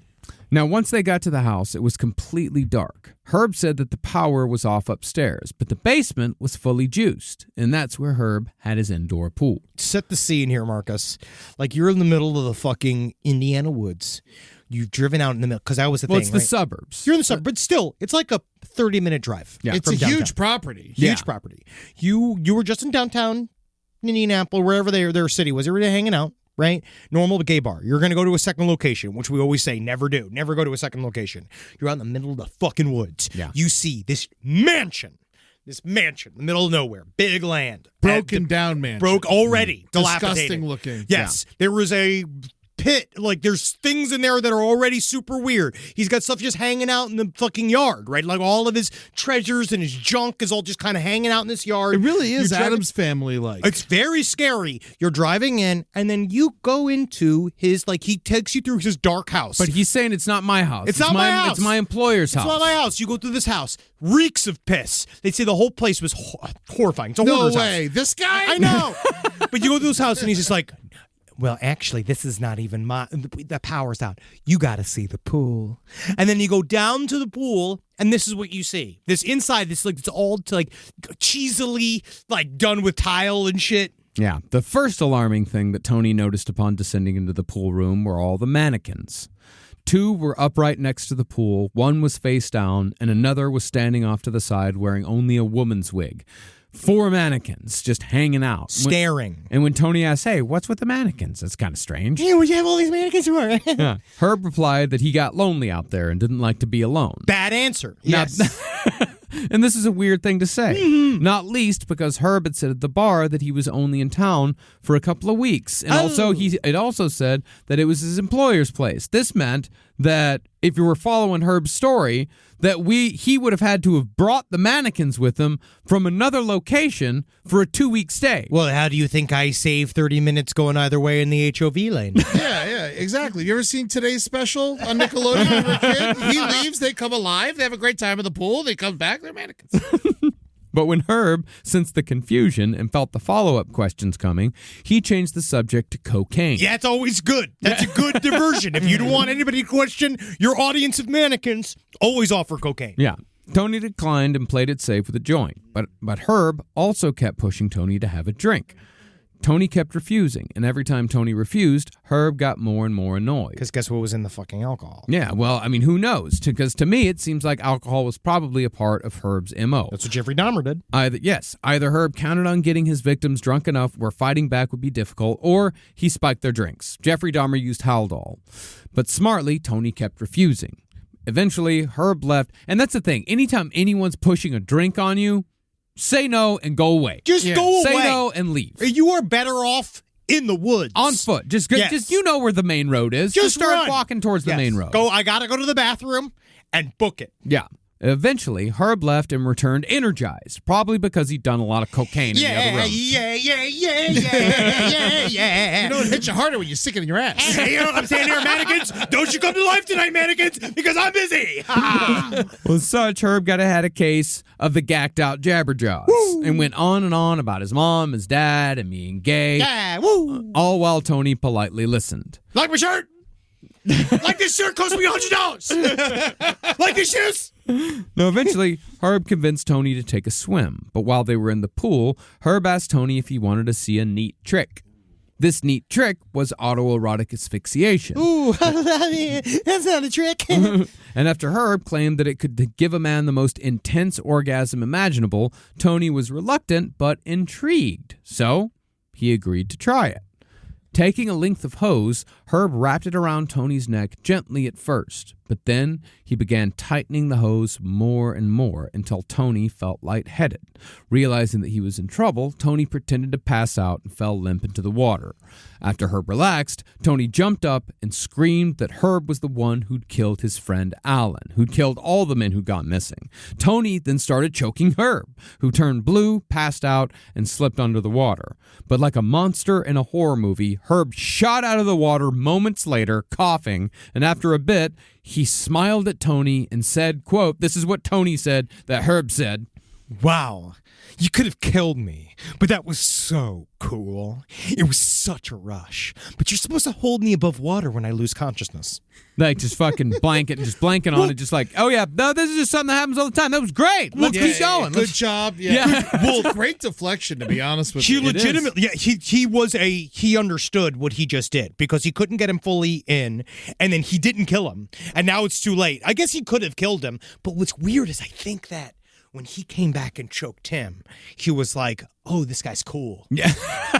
Like, oh, this guy fucking gets it. Yeah, Or he's actually like stronger than him. Yeah, Probably not hammered. Also. Yeah, and not super hammered. Yeah, he realizes like this isn't going to work, so like let's. I guess we'll just have normal sex tonight. Mm-hmm. Well, perhaps relaxing a bit at Herb's nonchalant attitude, Tony listened as Herb gave specific instructions on how you're supposed to do autoerotic asphyxiation, saying that he should see how beautiful it looks when someone's lips change color when you're doing it to them. Ooh. To demonstrate in a better atmosphere, Tony and Herb got out of the pool and sat on a couch, where Herb pulled out a necktie and told Tony to choke him while he jerked off. He said, this is how you do it. Tony obliged, then they switched. Oh. Tony pretended to fall unconscious again, then started arguing once more about Herb possibly killing Tony's friend Alan. Now, since Tony had gotten a ride with Herb, he agreed to spend the night but faked falling asleep. Can you imagine sitting in that bed where you just know that all the mannequins are awake and the raccoons are in the ceiling and everything smells like piss? Fucking And reeks. I think he kept him downstairs in the basement the entire time. yeah, definitely. Now, once Herb was out, Tony called his sister to tell her that the guy he was with wasn't right. He then stayed up all night, trying to work up the courage to find some trace of his friend Alan. The next morning, though, Herb went out to run an errand, which left Tony alone in the house to finally explore the upstairs in the light of day. What struck him, he said, was how messy and disorganized it was, but he specifically noticed how much video recording equipment and videotapes Herb had in his possession. He thought he was a film producer of some kind. Not good. Why would he leave him there? This was the weird thing about Herb Baumeister, and we'll get into it a little bit later. He left everything everywhere. He just didn't care. I view him in the what they talk about with psychopaths of like, we talk about it's shallowness. So there's a thing there where with psychopaths, that's like one of the main issue is that they can't feel feelings. So they need excitement and they crave excitement and some form of like they want to be pushed into feeling something. And so I think with him is that you see it with the I-70 Strangler murders and these murders and the way he disposed of the bodies. He did it in the most lazy way possible. And I don't think it's like, number one, it's because humans are not human to him. Humans are objects. It's the only, he views everything as a 2D paper cutout, right? Like nobody has any, you don't have a soul to him.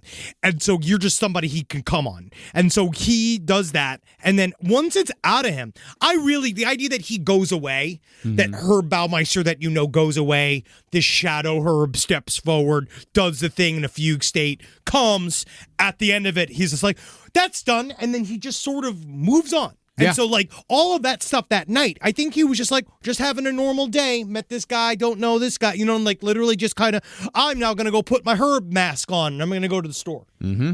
Finally, though, Herb came home and offered to take Tony back to his car at the 501 Club. Once they returned, they exchanged numbers, and just before leaving, Herb said, quote, I had a really good time. You really know how to play, sport. And then said, see you later. Bye! See you soon! Now, Tony definitely escaped his own death that night. Yeah. And as I said earlier, Herb had killed as many as 20 men by the time Tony had his weird night in the country. And now that I think about it, it was 94, 20 to 25. I would put that, maybe 25. Because that's the other thing. We also have very little idea of the frequency with which he killed. We just know it's 25 in 5 years. Yeah. And that's it. The question here, though, is if Herb was no longer dumping bodies along I-70, where was he putting them? The answer, The upside down. It's a Stranger Things tie-in. The answer, quite simply, was the 18 acres of property he owned. But Herb wasn't burying the bodies. Instead, Herb was killing men, burning off the flesh, crushing the bones, and scattering the remains above ground for anyone to find. And that was when Herb was feeling motivated. Sometimes he'd just leave the bodies out in the open to decompose. He did it once, as far as we know. And he did that in the fall of 1994 when his own son found one of Herb's murder victims. Whoopsie. Yeah. It's probably, I always probably burn these and bang them up. I actually thought I had beat the curiosity out of you, son. But just about 60 feet from the back patio of their home, Herb's 13-year-old son found a full human skeleton lying in the undergrowth under some trees. Just hanging out. Perhaps used to finding weird shit around the house, this kid took the skull and put it on a stick so he could use it to chase around his sister. How old was he? 13. I'm certain this 13's a kid's little old fine. for I that. think he's fine. There's no way he's If going to he have was any like problems. 8 or 9, I'd be like, I probably would have done it and not thought twice about it. But 13, you should. No. I'd play with the human skull up to about 25. Yeah. If I had just found before now, I understand like all the issues with it. But if I found a human skull, I unfortunately, when I was younger, the first thing I would have done been like, "Hey, how you doing?" Like playing with the Exactly. the jaws and stuff. Yeah. Now, his mother, Julie, was horrified when she saw the skull on a stick and asked where he'd found it. Boy, where'd you find these toys? Oh, did the cat do this? Full human skull. Yeah. Herb's son brought her to the spot where she found a full human skeleton, looking like, as she put it, as if someone had just laid down and died. Now, instead of calling the police, Julie went to her husband and asked him why there was a skeleton in their backyard. I gotta ask here, have you been letting skeletons sleep in the backyard? It's like, and I don't have a problem with it. I don't, whatever you want to do, but it seems that they're just lazy. But if you're just throwing a body in your backyard and it's decomposing to the point where it's a skeleton, it had to have reeked. Well, what he had probably done, and this is his MO again and again, it's not like he just left the body, felt like just like killed a guy and then left the body. He would kill a guy, burn the body immediately. Okay. And then he probably dragged the body That's why somewhere there else was no to decompose. clothes on the skeleton. Yeah, well, there were no clothes. He was burning the skin as much as he could off, and the rest of it would kind of melt. All the flesh. So yeah, it could be, and then animals took care of the rest. Yeah. So yeah, there could have been very much like a skeleton mostly picked clean. Now, what is that? Like, what do they got around there? I guess they got badgers and wolverines. In Indiana? Wolves, coyotes. Raccoons. Yeah, Raccoons. Wow, it's a whole world of cannibal raccoons, human flesh consuming squirrels. I don't like. Do Don't raccoons? tell Travis Irvine. That's his third movie. Well, when Julie asked her husband, like, what the fuck, Herb casually said that it was an old anatomical skeleton of his father's that he'd stored in the garage until just recently, and he decided to get rid of it by just throwing it into the treed area behind the house. That's how you get rid of stuff. Yup. Yep. Okay, bye-bye. Pretty good. It's not the craziest story. It's one of those lies that it's like, it's so weird, it's real. Because Herb, he was a hoarder, and his father was a doctor. And a week later, the skeleton was gone, and Julie put the human skeleton that was found basically in her backyard out of mind. Yeah, that skeleton probably got a job and moved on. Yeah, it's like 20 years later, you're like, oh my God, that skeleton. Oh, no. And actually, it was 2 years later. Yeah. Well, partly, Julie was able to forget about this because life was falling apart for the Baumeisters. They were behind on their bills, the thrift stores were failing, and the Baumeister marriage was reaching its natural conclusion, although the process would be long and drawn out. They'd stayed together for 25 years. Yeah, and they got almost divorced like 3 or 4 times, and then he'd somehow keep pulling it back. I don't know if it's just because she just didn't want to go or like just scared to be. I'm straight up just scared to be single, scared to him. She had nobody. Did she have a job? No, well, yeah. Would you work at that thrift store? Yeah, Oh, she they worked at the ran the thrift store, thrift. that's They right, she yeah. co-owned the thrift stores. Like he ran one store and she ran the other one. Julie filed for divorce in 1994, and Herb moved into the in-law suite on their property. But the impending divorce freed up a lot more time for Herb to go see his favorite band, a white guy blues outfit based out of Madison, Wisconsin, called Dr. Bop and the Headliners. It is absolute garbage. Did you watch any of it? I watched some. I'd go see him. It's fine. Yeah. It just It's not feels like garbage. It's a cover band in Indiana. It just feels like they play. It's just the type of band where they like play at like retirement homes. Yeah. Now, Herb was obsessed with Dr. Bop and would drop everything to go see a Dr. Bop show. Everyone needs a fan. Yeah, they do. And Dr. Bop was big. They were a big regional band, and they're reasonably entertaining for a regionally popular band. Now, to give a little more insight into Dr. Bop and perhaps her Baumeister, Henry will now read the Dr. Bop entry from the Illinois Rock and Roll Museum on Route 66, which is weird considering how this band is from Wisconsin. Hey there, cats and dogs! I can get all your ducks in a row because these pigs are about to come out of the hen house. Now, it was the early 70s. The emergence of Dr. Bop and the Headliners was one of the surest signs that the protest era that had dominated the University of Wisconsin campus and the national news in recent years was coming to a close. It's weird that they're celebrating that so much. Long hairs! Oh, these long hairs were packing Marsh Shapiro's Nitty Gritty to see a band that violated every rule of the then current hip code. They wore stage suits. Each member portrayed a likable character. They smiled. They talked to the audience. They were funny. They embraced every showbiz cliche in the book, and they played 50s music. The classic early Dr. Bop lineup was singer The White Raven, Jerry Lee Larry, Troy Charnel. Larry? Yeah. Are you serious? It's me. Yo, I used to be Jerry Lee Lewis, but he ruined the name. Yep, I wanted to be that, but then you got that cousin fucker playing that piano irresponsibly. We've got the ferret de Monte Cristo. Oh, it's Ferret. Yeah. Pronounced Ferret. And don't forget about Terry Charmel and Speedo. And on the drums and expertly handling the duties of Master of Ceremonies, Mike Regal, a.k.a. Dr. Bop. And so on and so forth. The entry is very long. Dr. Bop sounds like a super flu that would be in a Stephen King novel. Yeah, it's like, Captain Trips, Dr. Bop, yeah. Interestingly, Dr. Bop just celebrated their 50th year as a touring band in 2021. What? Yeah. Still doing it? They're They still- did it through COVID? There was no COVID in Indiana. How did you make it I through forgot, COVID? Yeah, that doctor We who learned. tried to help me, she was skeptical. Yeah. Which was not. That's because she was listening to Dr. Bop. That's the problem. My doctor is Dr. Bop. Well, that's the funny thing is that Dr. Bop, they edged out Herb Baumeister's age at the time of his death by a year. Wow. Yeah, Baumeister was 49. But as Baumeister was rocking out at Dr. Bop performances, authorities were slowly but surely, and I do mean slowly, closing in on their suspect. I wish we could play some Dr. Bop so you could just imagine Herb Baumeister just going like, yeah! Woo! Yeah! Now, the person who found the first link to Herb was not a member of the Indianapolis police, but a private detective with the perfect PI name of Virgil Vandegrift. Yeah, it's cool. Yeah. He'd been hired to investigate the disappearance of a man named Alan Broussard, who'd last been seen coming out of the gay bar Brothers in June of 94. This is always for all of you to remember, which we talk about. We talk about the less dead.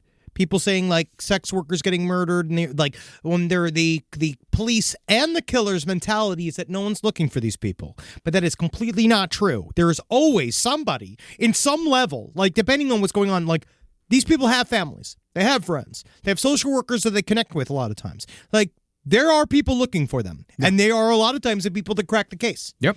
Well, Virgil's big break finally came when he talked to Tony Harris, the guy who'd survived his night with Herb Baumeister. Problem was, Tony only knew him as Brian Smart, and all searches Virgil made on the name Brian Smart, of course, turned up nothing. But in the summer of 1995, Tony Harris was hanging out with some of his friends at a gay bar called Varsity when who else but Brian Smart walks through the door. Hey, everybody. Ha, hoo, ha. Thinking fast, Tony told one of his friends to go get this guy's license plate number, while Tony distracted her by asking, like, hey, show my friends how to do that choky jerk-off thing you do. Yeah, and he's That's just actually great. It's very smart because now he's like showing evidence. Oh, of yeah, this. he's showing everybody. No, it's very good. Yes, and he was getting super uncomfortable. Like he did not know how to respond to this while he was doing this. Oh, he didn't just put on a show for everybody? no, yeah. It's like he'd taken no lessons from Dr. Bob. Yeah, all right. Now, the friend did manage to get the license plate number, which was passed on to Detective Mary Wilson with the Indianapolis PD, who seemed to be the only person who gave a damn about all the missing men.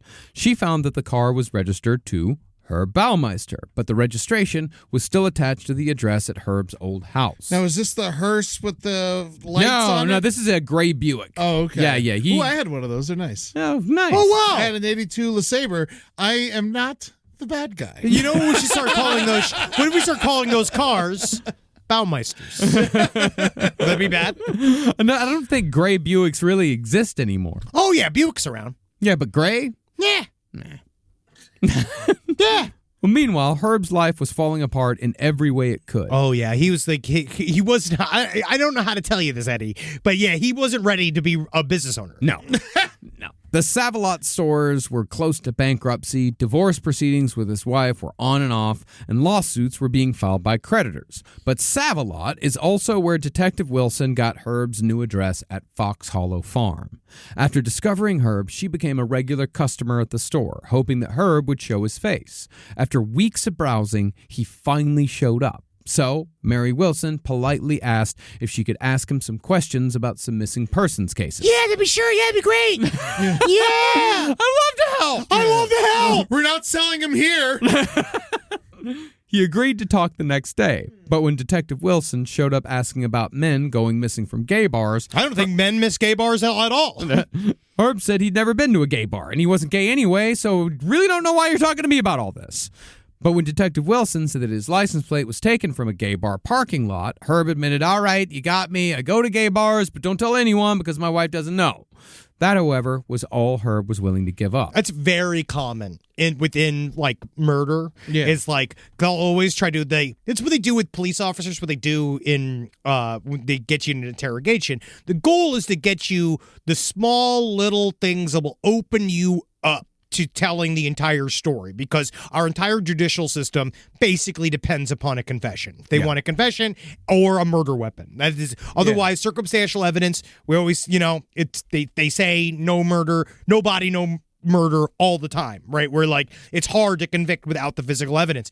We're like, this guy, like she set it all up for him, and he knew that if I cop to just being gay and say this is why I'm so shady, people then will sort of kind of leave me alone. Yeah, but then he just admitted that he was there. Yes. Yeah. But from then on, Herb directed all his questions to his lawyer, a guy named James Voiles. Interestingly, Voiles had previously represented an accomplice to the gay serial killer that I mentioned earlier, Larry Ayler. So it's pretty positive that Herb knew what was coming. Yeah, if you hire the guy that just defended the newest serial killer in town, it's a bit suspicious. Yeah, also, why would you hire him? He got convicted. Hey! But he knows that he won't ask a bunch of questions. Yeah. Well, changing tack, Detective Wilson then asked Herb's wife, Julie, if she could get permission from her to search their home, telling her that they were investigating her husband in relation to, quote, homosexual homicide. Oh, wait a second. Homosexual homicide? That don't sound like my Herbie. Yeah. Can you imagine if it did? If she was like, oh, homosexual homicide. Yes, did you know my husband's favorite color is the lips of a dead man? It is one of his favorite things. He said something, it's just so fun for him to come big when he's choking, because sometimes these guys, they go to sleep and they don't get back up, but that's nice for them to be dreaming, right? Homosexual homicide? Is that his favorite cologne? Shocked, Julie again went to Herb, who said that an ex-employee was harassing him with false accusations. There's definitely no homosexual homicide going on here. And this again, it's a hard position to be in. It really is. There's nothing as got this employee. Because he plays it all off. It's all casual. It's like, that's fucking bullshit. Fucking that dude that I fired 2 weeks ago. He's trying to get me in trouble For I'm sure he was homosexual. Homosexual homicide. What is that even? What a rug. Cut a rug. Oh, my God. Leave the jokes to the comedian. I'm going to go to the swimming pool. Excuse me, I got to go out of town. This again was good enough for Julie, or at least good enough for Julie to once again avoid a horrific truth. So she also refused to search on Fox Hollow Farm. Now, while Detective Wilson hit nothing but dead ends for another 2 years, because she didn't have enough evidence to get a search warrant for the place. She had to have permission. Herb and Julie's relationship ebbed and flowed. First, they were getting a divorce, then they weren't, then they were again. At certain points, they sued each other, and the thrift stores would open and close again and again. It's just fucking chaos and turmoil constantly. But for some reason, the last straw came on June 20th, 1996. That day, Herb told Julie that he was intending to take their children to a 6-week program at Culver Military Academy. He just wanted to get rid of the family. He literally was just trying to get rid of everybody out of the house. Yeah. And after this, Julie said, fuck him, and called Detective Wilson to finally give her permission to search Fox Hollow Farm. God, it took so fucking long. Because you remember what happened with John Wayne Gacy? I actually feel like in some ways he was aware because he hired that serial killer's lawyer. And because obviously John Wayne Gacy was an extremely famous case, that I think that he saw a little bit of the patterns within John Wayne Gacy and wanted to emulate it and saw, because you remember once John Wayne Gacy's, then once they finally got divorced and he admitted that he was bisexual and he was doing all this stuff, like he then got to really play. Yeah. Right? Yeah. So I wonder if in his mind, he's like, I'll get rid of the kids, my wife and I will finally divorce, and then finally I can be the gay devil in here that I want to be. Yeah. Do you think during those 2 years, was he still killing people? He was. Oh, yeah. No, he absolutely was. At that point, he probably killed anywhere between 6 and 12. Wow. Yeah. Busy boy. Now, at first, investigators who weren't as familiar with the case as Detective Wilson assumed that this was just a wife trying to get back at her husband for some reason or another, which, as we know from other serial killer cases, it happens. Oh, yeah. Every time they put out a call, like it happened with Son of Sam, it happened with Boston Strangler, like a wife will call up and say, my husband did it. Yeah. He's a bastard. Yeah, it's like they're assholes or something. Yeah, no, they're always fucking terrible. Yeah, they're pieces of shit. Yeah, they always look into him. No one gets like, accused of being the son of Sam because they're like a fun guy. But once Detective Wilson convinced them that Baumeister was the best and only suspect concerning most of the disappearances and murders of gay men over the last 15 or so years, officers began searching the property. As soon as Detective Wilson got there, the first thing she said was, wow. Yeah. Yeah. Like Owen Wilson. Oh. Yeah, yes. Wow. Wow. Wow. Wow. Well, very quickly.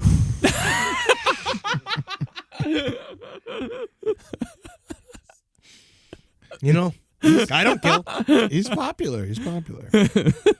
Why don't they just bring a police dog and like throw a tennis ball over and be like, oh, look, he came back with a ball. There he goes. That's really good. That's very, very good. That's a good way to do it.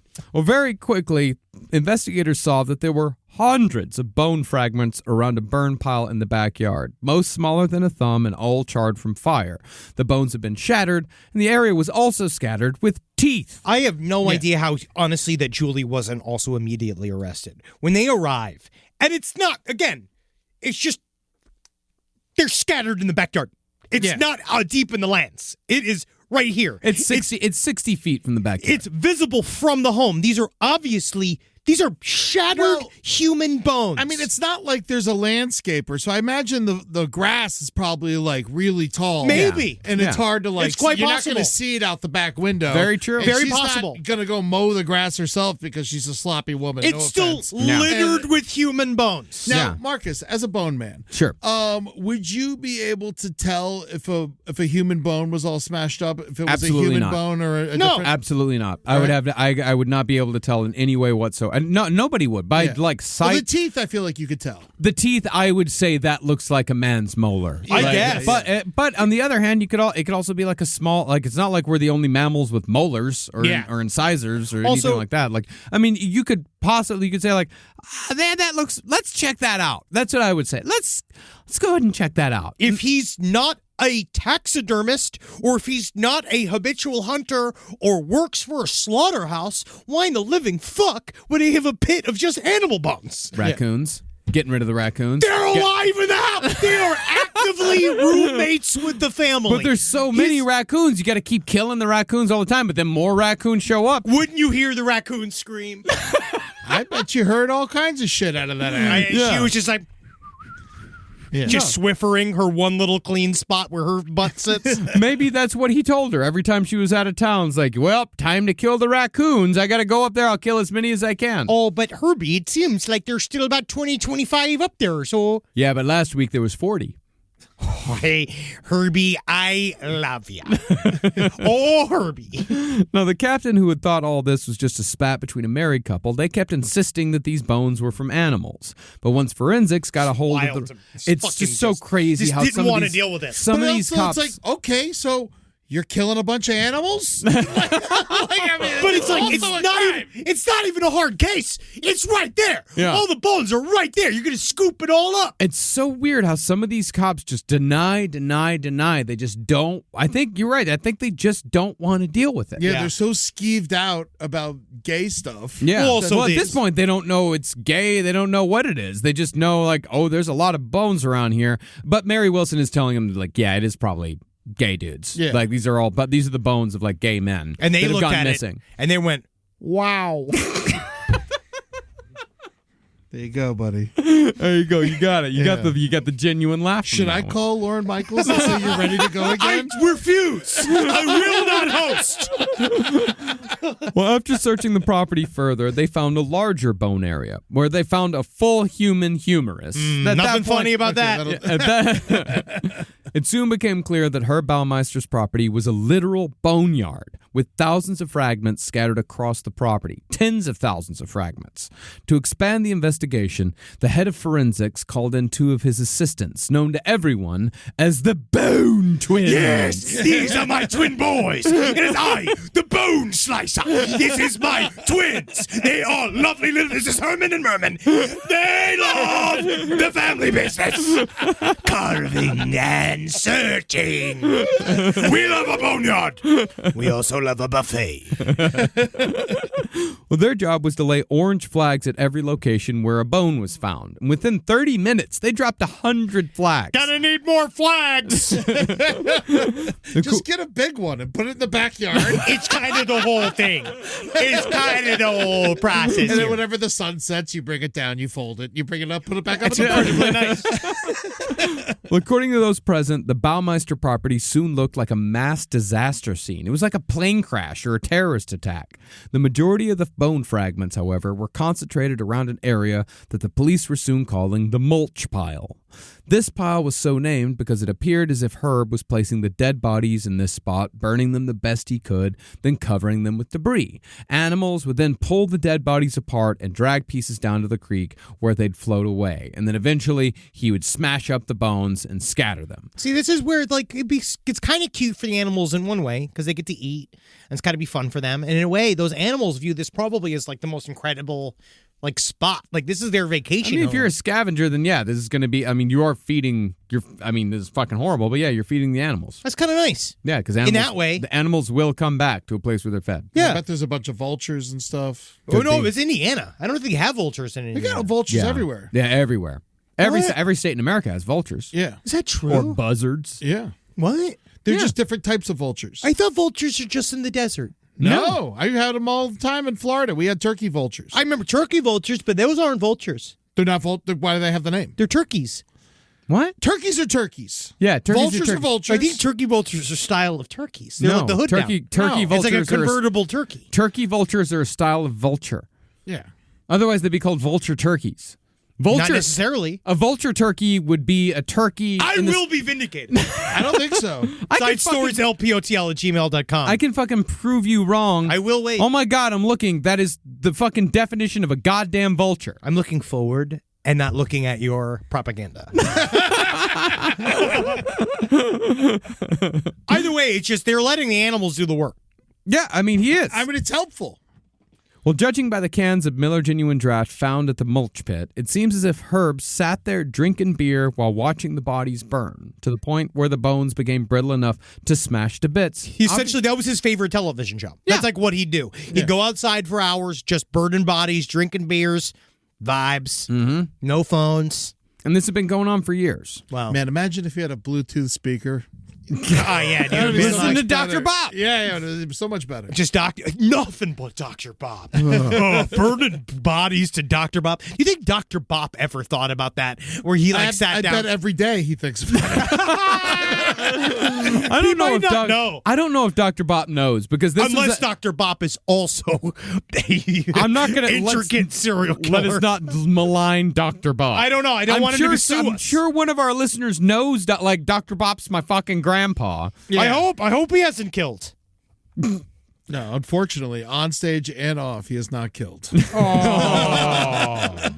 Well, the prevailing theory is that the mulch pit was the original disposal spot, but out of laziness or arrogance, Herb began placing the bodies closer and closer to the house. By the end of it, he'd been burning and leaving bodies within eyeshot of the house's back porch.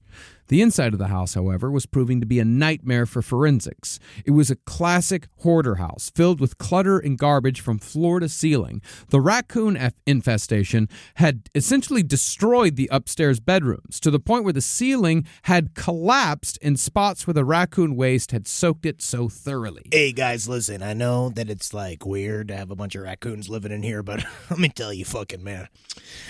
Seriously, not the weirdest shit that's going on in this house. Right? It's just nice to finally have a place where we can all piss and shit on top of each other. It's just, honestly, for us, this is a godsend. For a lot of people, it's not a nice place. But we're really enjoying ourselves. There was also the matter of the mannequins, which just sort of weirded everyone out. Yeah. Yeah. What? The bone pit? Well, it's the we got to know, these mannequins are creepy. Meanwhile, there is a literal decomposition pit. Well, the mannequins plus the bone pit. Oh, yeah. Honestly, though, I would be creeped out by the mannequins. Yeah. But I would be thinking about the bone pit. Yeah, definitely. Who cares about the mannequins? He's a hoarder. Yeah, but the way they're With their set wigs up, on there, and they're all staring at the pool where all the murders happen, obviously. Yeah. There were also hundreds of videotapes, but investigators noticed that one shelf was conspicuously missing its tapes. One group of guys were tasked to watch all of the tapes for evidence of Herb's crimes, but when it was all said and done, the cops said there was nothing incriminating, extrapolating further by saying that they'd never watched so many episodes of Dallas in all their life. He loved Dallas. Love Dallas. Videotaped every episode. Herb, however, had obviously taken some extremely incriminating evidence from the scene, and by the time forensics were done with the house, they had no serial killer souvenirs or strangulation ligatures. All they had were the bones. The bones! But he was he knew, and he had plenty of time to get his shit out. Yeah. Now, it seems as if Herb may have known what was coming, because he and his videotapes were, during the search, at his mother's lakeside condo 100 miles north of Indianapolis. I have to go return some videotapes. Be kind, please rewind. After 3 days of digging, 5,500 bones, bone fragments, and teeth were found, but no skulls. Those had either been taken somewhere else or smashed beyond recognition. It was also possible that the skulls had been taken down to the creek and floated downstream. Maybe Watain got a hold of them. But why take the teeth out? Because that's how you identify people. Oh, okay. Yeah. Yeah, that's right. Following that lead, investigators searched a drainage ditch down the way from Fox Hollow Farm and found intact ribs, vertebrae, lower jaws, and entire spines. Later, the ditch would be dubbed Skull Creek by the local kids. Appropriate. Oh, my God. I would be in that creek every day looking for bones. Oh, All the yeah. time. Dude. Oh, my God. Oh, all the yeah. time. Yeah. Absolutely. I would be The fascinated. entire summer would be, we're looking for We're bones. looking for human bones. Isn't this the funnest day of our lives, you know? But by this time, the news had broke that over 5,000 human bone fragments had been found on a property in Indianapolis. And we can speculate that Herb heard about it on the news while he was in northern Indiana. So he got in his gray Buick and drove across the border to Ontario via Detroit. After crossing the border, Herb pulled off underneath an underpass to sleep, but was awoken by a Mountie. While the Mountie didn't have any reason to detain Herb, just move along, he did notice a large amount of videotapes in Herb's back seat. Hey there, buddy. I can't help but tell. I'm looking back here, and if I was you, the first thing I do is I take this bunch of... You got to take these back to the video store. You don't even know what the kind... When you're holding on to inventory, there's people like me. I'm waiting. I've been waiting for Cool World for weeks now, all right, and you're holding on to it. I should arrest you on the spot. Well, it's thought that Herb filmed every murder he ever committed at Fox Hollow Farm on CCTV, and he'd brought the tapes with him just to get rid of the incriminating evidence and to destroy them. I have two theories. One is either he had a camera and filmed it while it was happening, but I think that it might have been too conspicuous, or he had a camera hidden, maybe, but the cameras were big at the time, so a little harder to hide.